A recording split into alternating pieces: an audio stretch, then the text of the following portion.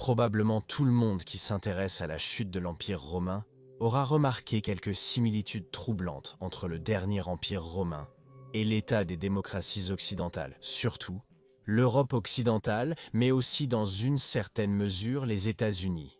Alors explorons les similitudes entre l'état de l'Occident actuel et l'état de l'Empire romain occidental dans ces 100 dernières années d'existence. Eh bien, cette vidéo sera certainement controversée, mais c'est un sujet important, donc il doit être discuté, car Majorien n'aurait pas évité de tels sujets.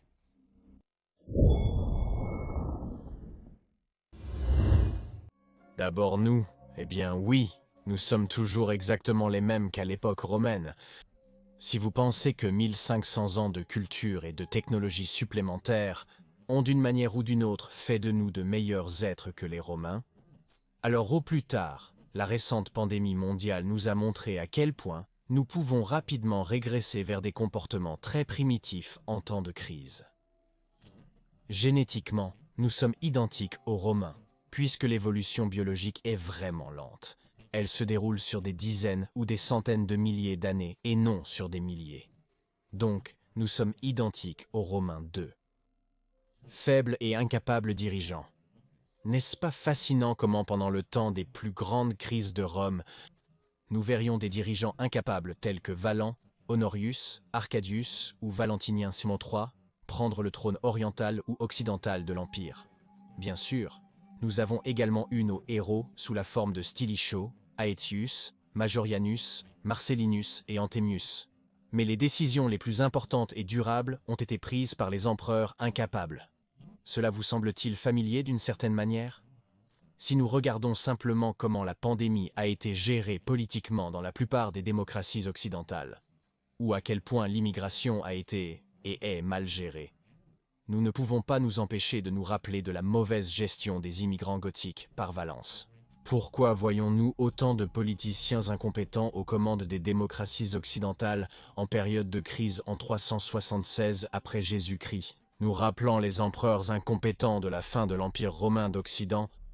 Eh bien, je pense qu'un dicton le résume le mieux. Les hommes forts créent de bons moments. Les bons moments créent des hommes faibles. Les hommes faibles créent des moments difficiles, et ensuite les moments difficiles créent des hommes forts. Vous pouvez certainement deviner dans quelle étape l'Europe occidentale se trouve actuellement. Et s'il vous plaît, aimez cette vidéo et abonnez-vous, même si je suis absolument sûr que beaucoup d'entre vous regardent encore cette vidéo, et j'espère que cette vidéo vous est utile. Certains d'entre vous détesteront cette vidéo, et n'oubliez pas d'activer la cloche pour ne manquer aucune future vidéo sur l'ère fascinante de la fin de l'Empire romain. Et si vous voulez suggérer des sujets de vidéos, participer à des sondages, discuter avec d'autres passionnés de l'Empire romain ou participer à des diffusions en direct exclusives avec moi ou notre équipe, vous pouvez obtenir ces avantages en soutenant notre travail sur Patreon ou en devenant membre de YouTube. Et un grand merci à notre nouveau supporter, Constantin le Grand. Merci de soutenir la chaîne de manière si généreuse. 3. Inégalité sociale. On estime que le top 1% de la population romaine contrôlait 16% de sa richesse. Le coefficient de Gini mesure le niveau de disparité des revenus dans une société où 0 est parfaitement égal et 1 est parfaitement inégal. Rome a mesuré un incroyablement haut 0,43. Et que pensez-vous du coefficient de Gini de l'Amérique moderne? C'est vrai, presque le même à 0,41. Le tableau n'est pas beaucoup mieux en Europe occidentale. Cela crée bien sûr de fortes tensions sociales. Il n'est pas surprenant que dès que l'invasion barbare a commencé dans l'Empire romain, surtout après la traversée du Rhin en 406 après Jésus-Christ, nous verrions immédiatement des soulèvements rebelles. Ces rebelles, qui étaient appelés les Baccaudai, étaient principalement composés de pauvres paysans, d'esclaves en fuite et d'autres des rangs sociaux les plus bas. Et nous pouvons nous voir en ces temps que dès que des choses mauvaises arrivent, la faible cohésion sociétale conduit immédiatement à nos propres versions des soulèvements rebelles des Baccaudai. Les manifestations des Gilets jaunes en France en 2018 et 2019, ou les protestations généralisées aux États-Unis, où la police et les manifestants se sont fréquemment affrontés ces dernières années, et où certains Baccaudai modernes ont même pris d'assaut le symbole américain du pouvoir, le Capitole.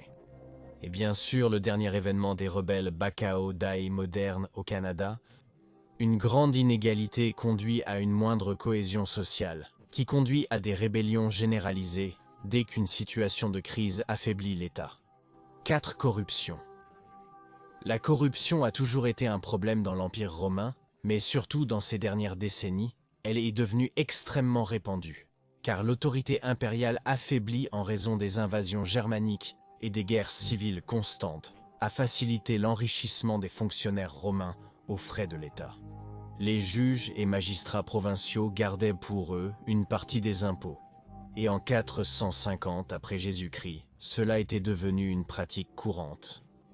Notre héros, l'empereur Majorien, a tenté de résoudre ce problème dans 2 de ses lois, ses Novellae Majoriani, et a mis en œuvre des mesures pour supprimer de telles pratiques, comme les Novellae Majoriani 2 et 5. Mais il n'a pas régné assez longtemps pour permettre à ces réformes de prendre racine. Pendant ce temps, à notre époque, la corruption parmi les politiciens est devenue si répandue qu'ils ne cherchent même plus à la cacher. En Allemagne, par exemple, nous avions des politiciens. Ils s'enrichissent en temps de pandémie en faisant des millions avec des accords de masques douteux. Aux États-Unis, des agences comme la SUC qui prétend protéger le peuple abusent de leur pouvoir pour enrichir leurs membres de haut rang. Les présidents eux-mêmes sont régulièrement parrainés par certains groupes d'intérêt. Le lobbying est habituel. L'indice de corruption dans presque toutes les démocraties occidentales a augmenté au cours des 10 dernières années. Il ne reste que quelques pays où la corruption est faible. Cela, bien sûr, sape davantage la stabilité de ces sociétés et crée un fossé encore plus grand entre la population et la classe politique, ce qui à son tour conduit à davantage de troubles, ajoutant encore plus de carburant pour notre Bachaudet moderne. 5. Augmentation du fossé entre les dirigeants et la population.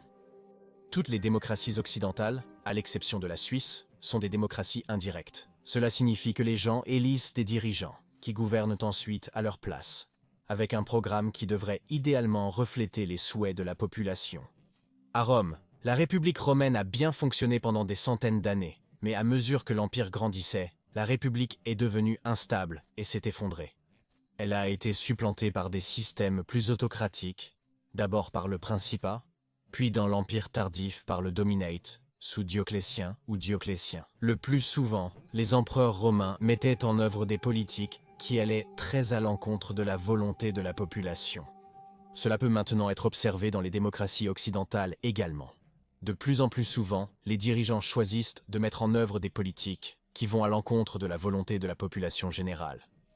Les sondages d'opinion en France, au Royaume-Uni ou en Allemagne par exemple, ont montré qu'une grande partie de la population n'est pas d'accord avec la politique d'immigration de leur démocratie. Le même tableau concernant les politiques de pandémie, qui ont complètement ruiné de nombreux petits entrepreneurs. L'augmentation du fossé entre la classe dirigeante et la population générale conduit bien sûr à encore plus de potentiel pour des soulèvements rebelles.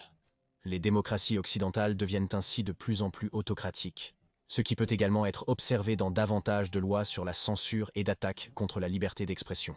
Un exemple très actuel est le système autocratique en pleine croissance. Par exemple, le régime démocratique au Canada, une démocratie occidentale qui a toujours été considérée comme l'enfant chéri des démocraties. Cela confirme que le glissement vers des formes de gouvernement plus autocratiques n'est vraiment pas si éloigné, comme nous aimerions le penser. Dioclétien aurait été fier. 6. Dévaluation de la monnaie. Dans la vidéo précédente, nous avons parlé en détail de la façon dont les empereurs ont systématiquement dévalué l'Empire romain. Dès le IIe siècle après Jésus-Christ, l'Empire romain a connu une inflation galopante due à l'importance de sa monnaie, créant ainsi d'énormes problèmes pour l'Empire à partir du IIIe siècle après Jésus-Christ, et ce problème n'a jamais été résolu, même jusqu'à la toute fin de l'Empire occidental. L'inflation élevée vous semble-t-elle familière ? De manière similaire aux empereurs romains, nos dirigeants modernes répondent aux crises de toutes sortes en imprimant d'énormes quantités d'argent, augmentant ainsi l'offre globale de monnaie, créant ainsi une inflation galopante. Rien qu'en 2020, l'offre monétaire des États-Unis a augmenté de 25,8%. Cela conduit bien sûr à une réduction de la richesse globale de la population générale, les salaires n'augmentant pas assez rapidement pour compenser cet effet. Cela conduit à son tour à une réduction du pouvoir d'achat de la personne moyenne, entraînant plus de pauvreté et de misère. Et donc, vous l'avez deviné, plus d'inégalités et plus de problèmes sociétaux. Les Bachaudet saluent à nouveau. 7. Grande migration et politique d'immigration ratée. Si vous avez déjà étudié la grande période de migration du 4e au 7e siècle après Jésus-Christ, vous avez peut-être remarqué comment la chute de l'Empire romain occidental a commencé par une immigration ratée. Cela a commencé avec les Goths, qui ont traversé le fleuve Danube en 376 après Jésus-Christ dans l'Empire romain, cherchant refuge contre les brutaux cavaliers uniques, qui poussaient vers l'ouest. Les Romains de l'Est, complètement débordés par la situation, l'ont géré aussi mal qu'on pouvait s'y attendre. Ainsi, à un certain moment, les Goths se sont rebellés, ce qui a conduit à la bataille d'Adrianople en 378 après Jésus-Christ. En raison d'une mauvaise et stupide décision de l'empereur Valent, les Romains ont perdu, et par la suite, nous avons vu les Goths dévaster les Balkans, piller de nombreuses villes, puis Rome elle-même environ 30 ans plus tard, et enfin établir leur propre royaume en Hispanie environ 40 ans après la bataille d'Adrianople. D'autres tribus germaniques imitèrent les Goths, voyant la faiblesse de l'Empire romain et établissant leur propre royaume sur le territoire de l'Empire romain occidental. Maintenant, avançons rapidement jusqu'aux années 2000, où l'immigration en Europe de l'Ouest, en particulier des pays du Moyen-Orient, avait atteint des niveaux très élevés. Cela atteindrait un pic en 2015, où nous avions les Valences de notre époque, qui proclamaient que la meilleure solution serait de simplement laisser entrer tout le monde sans aucun contrôle. De manière similaire à Valent, absolument aucune planification ou logistique intelligente de quelque nature que ce soit n'a été mise en œuvre. Ainsi, en 2015, des masses de personnes ont afflué vers l'Europe de l'Ouest. Un nombre stupéfiant de personnes issues d'une culture extrêmement différente, parfois même opposées, ont été admises dans les démocraties occidentales sans aucune planification ou prévision de ce qui allait se passer. Une immigration mal mise en œuvre peut conduire à un désastre. Et tout comme la violence, nos Valences modernes n'avaient absolument aucun plan. Et ils n'en ont toujours pas sur comment gérer les conséquences de leur politique d'immigration. Les idéologies, les visions simplifiées de la réalité sont réitérées. Les complexités de l'immigration sont totalement négligées. Le niveau de développement différent des différentes cultures est négligé. Les visions du monde potentiellement anti-occidentales ou antidémocratiques, comme on en rencontre surtout dans l'islam radical, sont négligées. Entre différents groupes ethniques, surtout comme on le rencontre par exemple, entre musulmans et juifs, gênant, donc par conséquent négligé. Toutes ces complexités sont complètement ignorées. Et toute discussion raisonnable est supprimée par des menaces et de l'intimidation, en discréditant tous les critiques comme étant de droite.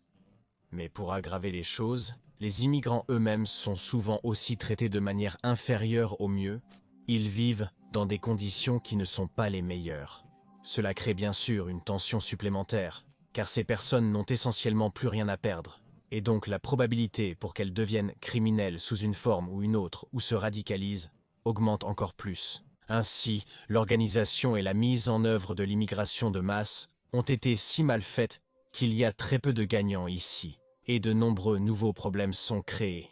Mais la résolution des problèmes qui en résultent sera laissée aux générations futures, lorsque les violences de notre époque auront depuis longtemps pris leur retraite, vivant dans des bastions isolés et hautement gardés, tandis que la personne ordinaire devra subir les conséquences de leur politique. 8. Le déclin de l'art. Avez-vous déjà été stupéfait par la mauvaise qualité incroyable de la musique moderne comparée à celle d'il y a seulement quelques décennies? On pourrait penser que c'est incroyable, mais ce n'est pas le cas. Ce n'est pas le cas. Ce n'est pas le cas, vérifiable scientifiquement. La complexité de la musique a considérablement diminué par rapport à il y a seulement quelques décennies. Joan Serra, chercheur postdoctoral à l'Institut de recherche en intelligence artificielle du Conseil national de la recherche espagnol à Barcelone, a mené une étude approfondie avec l'aide d'algorithmes d'IA, passant en revue 500 000 morceaux de musique qui ont été produits entre 1955 et 2010.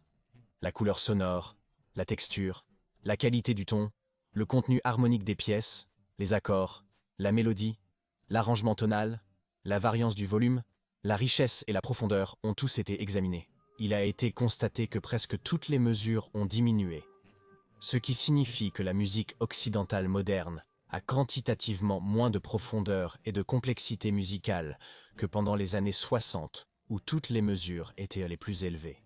Seule une mesure a augmenté, à savoir la sonorité. Oui, les chansons deviennent plus stupides, mais plus fortes. Lady Gaga et compagnie peuvent confirmer. Nous pourrions constater une baisse similaire de la qualité des films modernes, où l'accent est plus souvent mis sur la promotion des idéologies politiques, en particulier la politique identitaire, plutôt que sur la musique. Et que dit Rome à ce sujet? Vous êtes-vous déjà demandé quelle était la différence entre les styles artistiques des bustes ou des statues romains anciens par rapport à ceux de la Rome tardive? Bien que ce soit certainement un choix délibéré, nous ne pouvons pas nous empêcher d'être fascinés par la baisse de complexité des statues. À partir d'un certain moment, au IIIe siècle après Jésus-Christ, au IVe siècle, le style artistique était beaucoup plus simpliste. Et oui, il est accepté que ce soit par choix, mais la baisse de complexité est toujours stupéfiante. Et les empereurs suivants, comme Majorien, n'avaient même plus du tout de buste.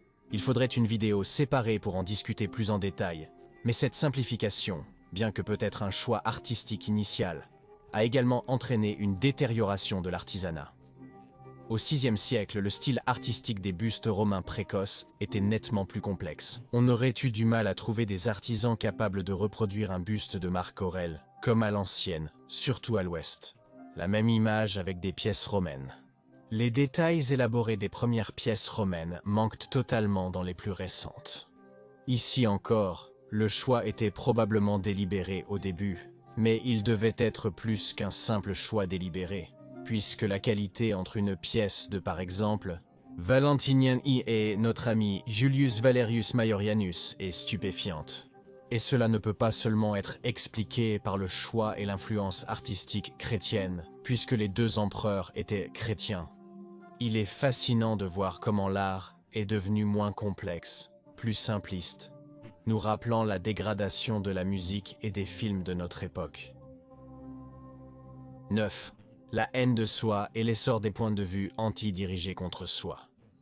J'ai été frappé par la similitude entre la façon dont les zélotes chrétiens détruisaient pour les statues des anciens dieux et détruisaient souvent les anciens beaux temples de l'Antiquité avec les événements modernes.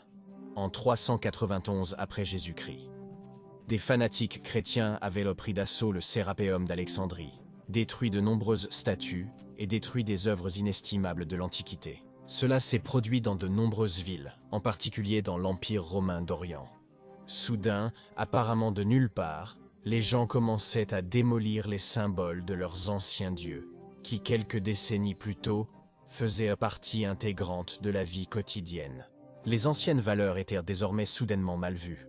Non, même détestées, et les visions du monde devenaient courantes, faisant paraître les anciennes méthodes comme maléfiques. La société romaine avait commencé à se retourner.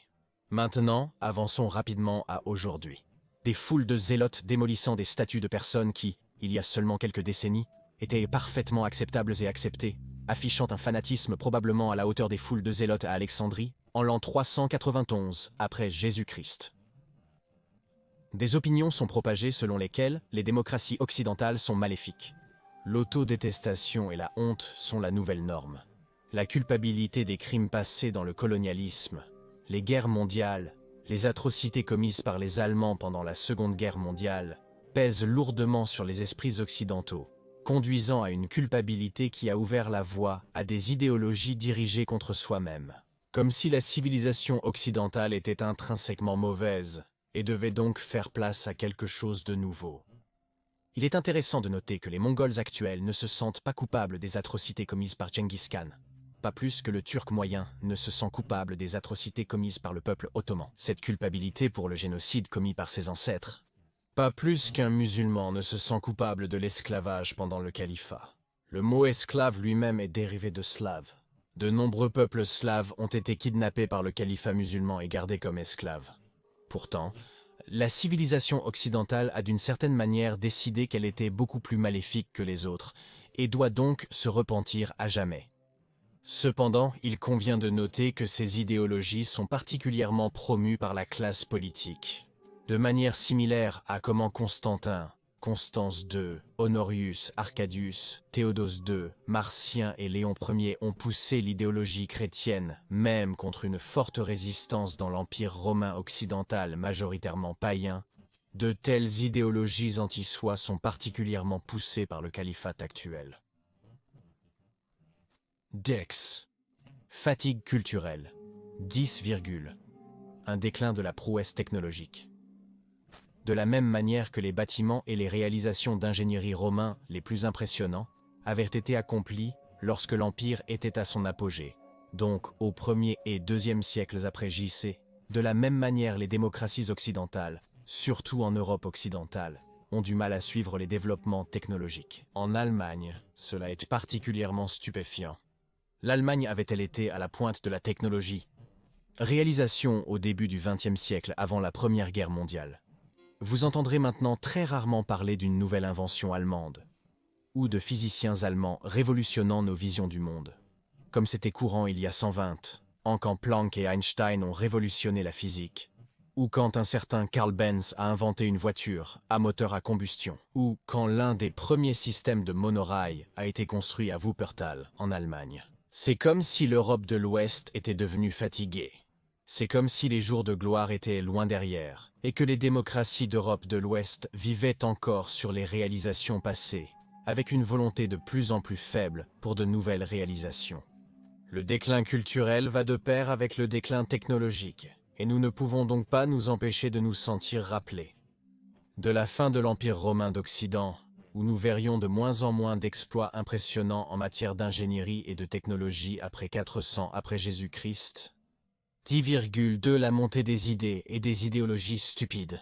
Mais la fatigue culturelle va également de pair avec la montée des idéologies anti-autodirigées, car une culture fatiguée commencera à diriger sa colère vers elle-même, comme nous l'avons discuté précédemment. Mais d'autres idéologies et idées simplifiées et mal réfléchies peuvent se propager beaucoup plus facilement, qui attaquent l'établi. La politique identitaire, les nouvelles obsessions étranges avec la race, ou le féminisme de la troisième vague par exemple, vont de pair avec le renversement de l'ancien, de l'établi. Puisque la culture de l'Ouest est maintenant présentée comme quelque chose de fondamentalement maléfique, de nouvelles idéologies peuvent se lever et se propager. De telles idées peuvent devenir des points de vue acceptés par le grand public dans une culture fatiguée, beaucoup plus facilement que dans une culture vitale. 10,3 le refus de défendre la culture fatiguée. Une culture fatiguée verra sa population devenir réticente à la défendre. On nous rappelle Ammianus Marcellinus, qui déplorait la population italienne de la fin du IVe siècle comme étant morte. Dans la République romaine, par exemple, des dizaines de milliers de Romains mourraient dans les guerres contre Hannibal. Mais peu de temps après, les Romains recruteraient des dizaines de milliers de nouveaux légionnaires parmi la population italienne native, qui se battraient et mourraient volontiers pour Rome. 600 ans après Hannibal, le tableau était très différent. Les Romains étaient devenus fatigués de défendre leur empire, à tel point que Stilicho aurait du mal à trouver des recrues en Italie, et dans son désespoir, a même commencé à recruter des esclaves. Mais même avec cette mesure, la situation était si mauvaise que Stilicho voulait attaquer l'Empire romain d'Orient pour gagner la province d'Illyricum, qui était un excellent terrain de recrutement avec de nouvelles troupes barbares. En fait, à la fin de l'Empire romain, les Romains étaient devenus réticents à défendre leur propre empire, et donc les mercenaires barbares, appelés fédérés, constituaient presque toute l'armée romaine. L'indisposition à défendre votre pays vous semble-t-elle familière ? Regardez ce graphique ici. Plus nous allons vers l'ouest, moins les gens sont disposés à défendre leur pays. Étrange, n'est-ce pas ? On pourrait penser que ce sont surtout les démocraties occidentales qui valent pas la peine d'être défendues. Mais non, les Européens de l'Est sont beaucoup plus disposés à se battre pour leur pays. C'est la marque d'une culture fatiguée. Comme les Romains, il y a 1600 ans, les Européens occidentaux modernes sont devenus totalement réticents à défendre leur pays. Et cette faiblesse de l'Occident est remarquée par d'autres, et les puissances agressives n'hésitent pas à l'exploiter. Comme on peut le voir maintenant avec les événements géopolitiques actuels en Europe de l'Est, l'histoire se répète encore. L'Ouest est devenu faible, comme l'Empire romain d'Occident il y a 1600 ans, À l'époque, les puissances agressives de l'Est ont exploité cette faiblesse. Cela semble d'une certaine manière familier, n'est-ce pas? 11. Déclin démographique. Pour aggraver les choses, l'Europe connaît un déclin démographique de proportions épiques. C'est bien sûr l'une des raisons des politiques d'immigration, car les politiciens d'Europe occidentale espèrent inverser cette tendance de cette manière. Mais malgré cela, le pourcentage de personnes âgées dans les démocraties d'Europe occidentale continue de croître, avec de moins en moins de travailleurs devant soutenir de plus en plus de retraités. Nous nous sentons rappelés du tardif empire romain d'Occident, où le déclin de la population doit également être devenu un problème. L'essor de la classe moyenne. Même les empires les plus puissants et les empereurs comme Majorien n'auraient pas essayé de s'attaquer à cela. L'une de ces lois aurait dû empêcher les femmes de moins de 40 ans d'être sans enfants en raison de la prise de vœux religieux chrétiens, ce qui avait entraîné une baisse des naissances. En raison de son court règne, cependant, l'effet de cette loi a dû être très limité. Nous nous sentons rappelés des mesures prises par les politiciens actuels, qui tentent de promouvoir une politique pro-enfant. Par exemple, à travers des politiques financières, avec un effet limité, car la population en Europe de l'Ouest vieillit toujours à un rythme rapide. Cela ne peut bien sûr pas être financé à long terme. Et donc, les taxes et autres contributions, par exemple dans le système de retraite, devront être augmentées. Mais cela ne suffira pas, donc plus d'argent sera imprimé, ce qui entraînera plus d'inégalités de revenus, et donc encore moins de cohésion sociale. Les Bakoudai saluent à nouveau. Guerres éternelles.